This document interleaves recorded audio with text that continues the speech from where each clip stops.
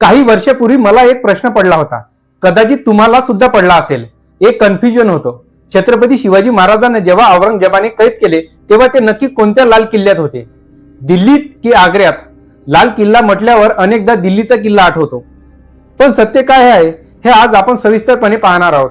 अनेक इतिहासप्रेमींना सतावणाऱ्या या प्रश्नाचे अचूक उत्तर आज आपण सोप्या भाषेत समजून घेऊ. शिवरायांना कैद केलेला लाल किल्ला कोणता? हा संभ्रम दूर करण्यासाठी आपल्याला 1666 साली घडलेल्या घटनेच्या मुळाशी जावे लागेल. महाराजांना औरंगजेबाच्या भेटीसाठी आग्रा शहरात बोलवण्यात आले होते. दरबारात अपमान झाल्यानंतर त्यांना कपटाने कैद केले गेले. ही घटना दिल्लीत नव्हे तर आग्र्यात घडली होती हे निश्चित आहे. याचाच अर्थ महाराजांना ज्या ठिकाणी कैद केले ते शहर आग्रा होते. आता पुन्हा प्रश्न हा पडतो की लाल किल्ला कोणता? इतिहासात लाल किल्ला म्हणजेच रेड फोर्ट म्हणून प्रसिद्ध असलेले दोन प्रमुख किल्ले आहेत. एक दिल्लीचा आणि दुसरा आग्र्याचा.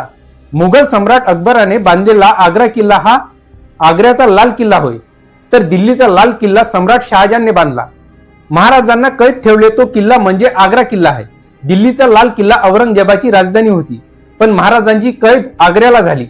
इतकेच नव्हे तर शिवाजी महाराजांना थेट किल्ल्याच्या बुरुजात नव्हे तर आग्रा किल्ल्याच्या तटबंदीच्या आत असलेला एका मोठ्या हवेलीत ठेवण्यात आले होते.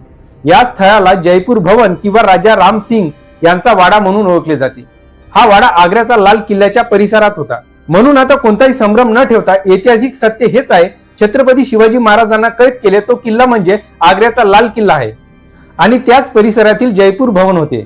आणि या कैदेतून शिवाजी महाराजांची सुटका कशी झाली, सुटका झाल्यानंतरचा थरारक प्रवास कसा होता ते पाहण्यासाठी पुढला व्हिडिओ घेऊन येऊ.